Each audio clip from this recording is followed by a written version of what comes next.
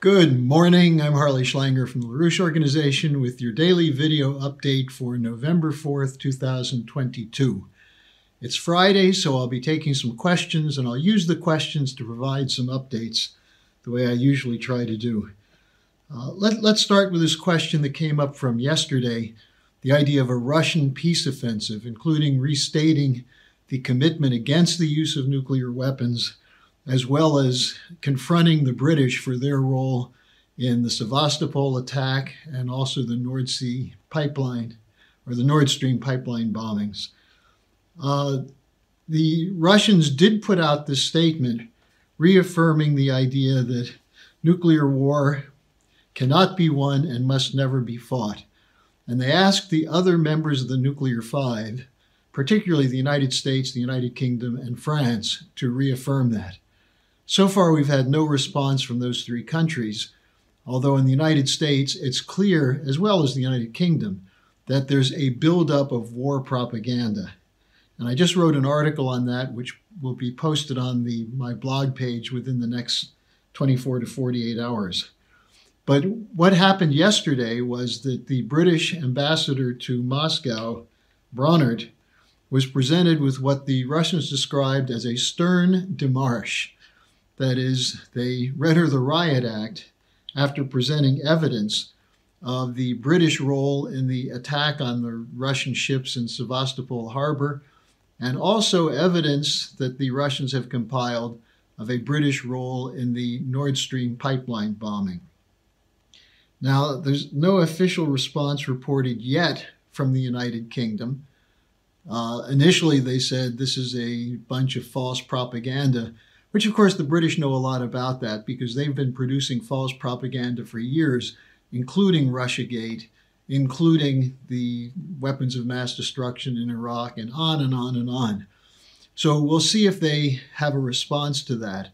But we do know that the new Prime Minister Sunak in the last days has reaffirmed the United Kingdom's commitment to expand the war against Russia in Ukraine with full British support. Now, secondly, the question is asked by many, many people, what's happening in Europe on the ground? Is there opposition growing? Are the Europeans going to go along with the US-UK threats to extend the war in Ukraine and so on? Now, an interesting development yesterday shows there's trouble developing in Josep Borrell's garden. That's a reference to the European Commission Foreign Minister Borrell, who described Europe as a garden which is threatened with being overrun by people fleeing the jungle, namely the southern countries. Now, what happened in the last couple of days, which I think is the highlight of the problem with the attempt to keep European unity together, was the trip to China of German Chancellor Olaf Scholz. Now, there's a lot that could be said about this. Of his trip, so far we know he did meet with Xi Jinping. He referred to China as a great country, and he reaffirmed that Germany will continue to do business with China. He was accompanied by a large delegation of German industrialists. There are 5,000 German companies operating in China.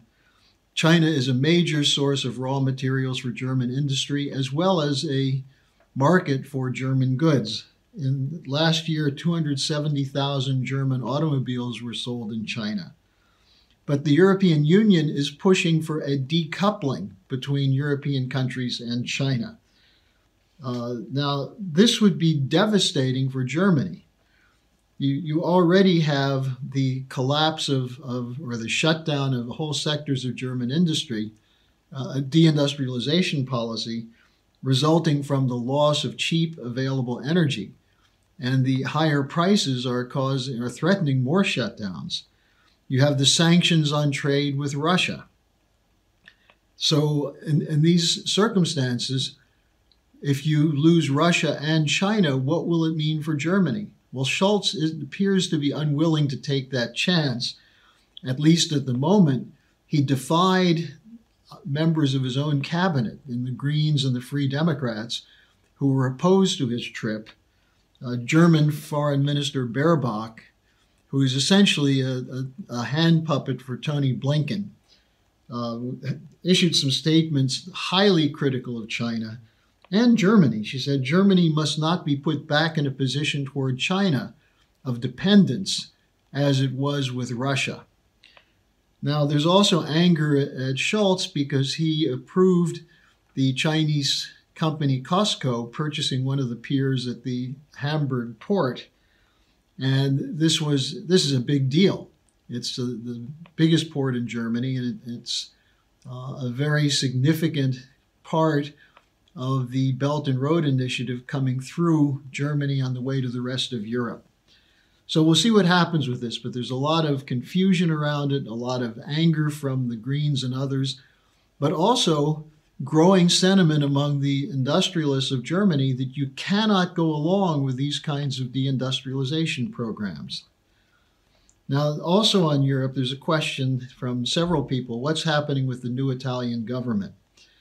Well, interestingly, the Italian foreign minister, Tajani, called for talks between Putin and Zelensky to lead to a diplomatic resolution of the situation in Ukraine. Tajani is from the Forza Italia, which is the political party of former Prime Minister Berlusconi.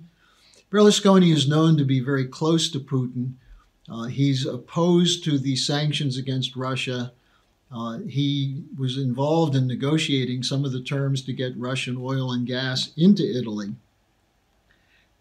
Meanwhile, the Italian Prime Minister Meloni so far is sticking with the NATO line of supporting Ukraine against Russia.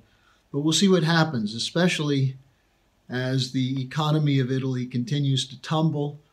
The demonstrators are growing in number in the streets of Rome and other cities. So I think the Italian situation and the German situation and the French situation represent weak flanks in the so-called NATO unity for the weakening of Russia through the use of the Ukrainian people as a battering ram against Russia.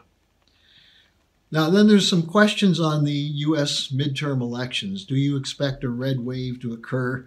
What would this mean? Well, what we see is there are definite fears among the Democrats that there will be a red wave, and there's obvious concern in the United States with the mental state of Joe Biden, the policies of Biden. The so-called war on inflation is doing nothing but leading to more inflation. And the war policy is becoming increasingly unpopular. The big issue in the United States, though, is inflation and jobs.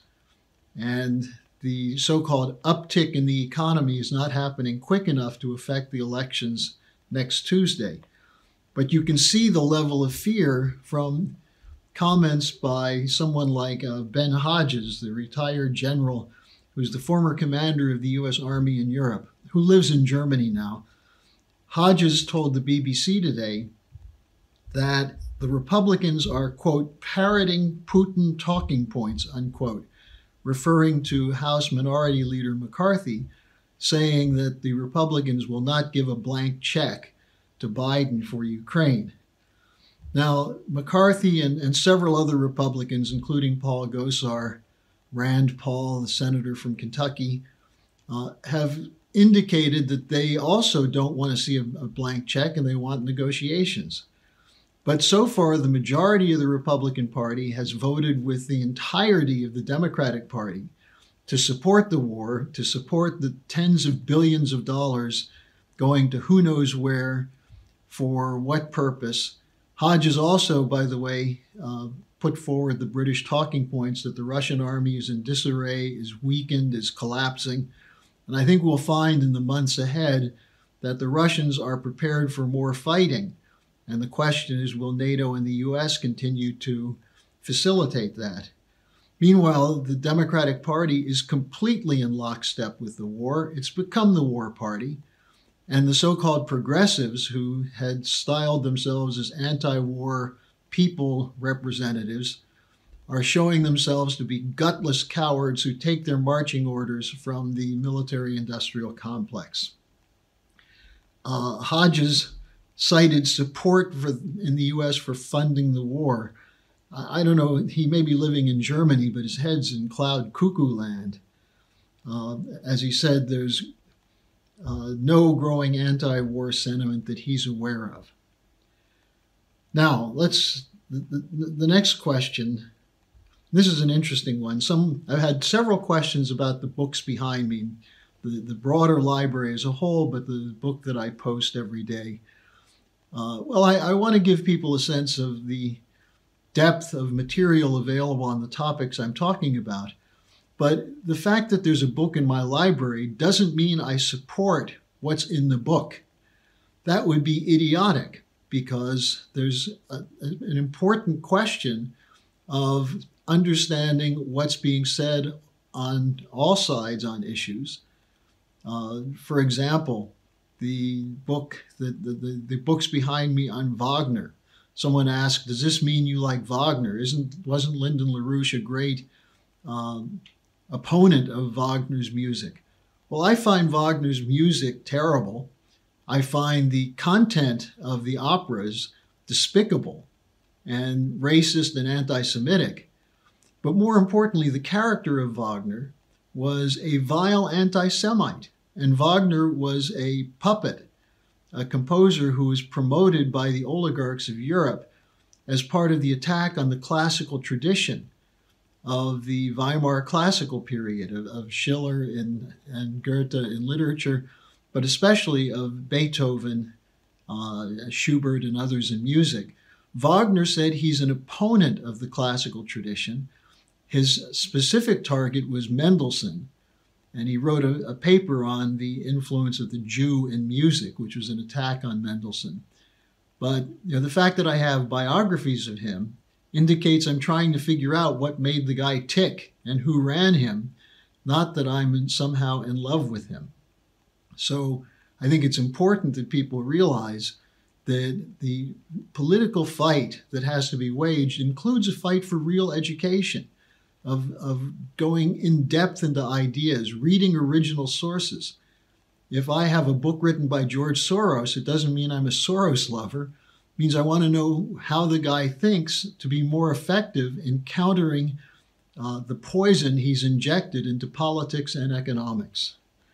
So enough on that. Let me go to the final question, which I think is a very important one. A whole series of questions that include, is the real cause of the U.S. opposition to Russia and China the attempt to maintain its hegemonic position in the world and keep the dollar as the reserve currency? And will the U.S. start a nuclear war to preserve this? Well, I think this is exactly what we've been warning about, that the U.S. as the believer in a unipolar world dominated by Anglo-American financial interests of the City of London and Wall Street sees a palpable threat coming from two things. First, the collapse of their system. It's unmistakable that this system is in a systemic crisis. The debt is out of control. In order to try and bring inflation under control, they're going through a whole new round of deindustrialization. And this is going to impoverish more people and increase the opposition to the system. At the same time, because of the effects this neoliberal policy has had in destroying the developing sector, you have a growing number of nations forming something akin to the old non-aligned movement, which does not want to be associated with any power bloc, but which is committed to the idea of a multilateral world in which sovereign nations can act in their own interests in cooperation with other sovereign nations. That's not allowed under the so-called Great Reset of the Davos crowd. That's not allowed in the unipolar rules-based order. Either you have the one economic model that comes from London and Wall Street, or you're cut off. And if you insist on opposing it, you're subjected to regime change, coups, assassinations, and wars. Now, what happens when the resistance to that unipolar order is coming from nuclear powers, such as Russia and China? Well, that's why we're seeing the proxy war in Ukraine, the attempt to degrade Russia's military, to turn the world against Russia by making up stories about how Russia's involved in an unprovoked action. Well, that's why we've been trying to present the truth, because if people knew the truth, for example, that the war in Ukraine did not begin on February 24th, 2022, but in February 2014 with the regime change coup that overthrew a democratically elected regime and that was funded and coordinated by the United States, and that led to attacks on the population in eastern Ukraine that did not accept the coup. If people knew the real history, then maybe they'd be less willing to buy the line that Putin's actions were unprovoked. If they knew the history of the U.S. refusing to negotiate with Russia over its legitimate security demands that go back to 1990, when the Russians were promised no further eastward motion of NATO. And now NATO is knocking on the door of the Russian border, including the possibility of the Finnish government asking for nuclear weapons to be deployed right on the border with Russia. So if people knew the actual story, they would be less inclined to allow the United States to write a blank check to defend an undemocratic and corrupt government in Ukraine. But this has nothing to do with the Ukrainian people, because the United States government is not supporting the Ukrainian people. They're supporting a NATO military operation run under the guise of defending the Ukrainian people. And so, as I've often pointed out, the victims in this are the Ukrainian people, but not the victims of Russia, but the victims of NATO and their own puppet regime in Kiev. So if you look at this and you realize that the U.S. has shown no indication to back off, nor have NATO countries yet to back off from funding this war, and that the U.S. has adopted a shift in its national security doctrine, which now includes the possibility of first strike of nuclear weapons, then you see that, as the questioner asks, is nuclear war possible to defend the U.S. as the sole superpower? Yes, it is. And that's why the people of the United States have to speak up.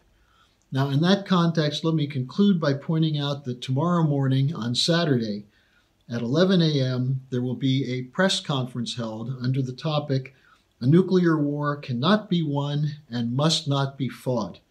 And among the speakers will be Ray McGovern, a former top Russia analyst at the CIA and one of the co-founders of the Veteran Intelligence Professionals for Sanity, Scott Ritter, a well-known nuclear war expert, nuclear weapons expert, and activist, Colonel Richard Black, who many of you know from his interviews with the Schiller Institute, and several other speakers. I think including Diane Sayre, the candidate for U.S. Senate in New York. This will be at 11 a.m. Eastern Time, Saturday morning. I think there'll be a link posted up on the Schiller Institute and LaRouche Organization website, and so go looking for it there. Let me thank you again for the questions, because there are many, many questions that were very good today. And I would encourage you, share these videos. The algorithms have suddenly knocked us back down again. I know people are looking for us. If you can't find us on Facebook or YouTube, go to the LaRoucheOrganization.com website and you'll be able to find the videos. So thanks for joining me today, and I'll see you again on Monday.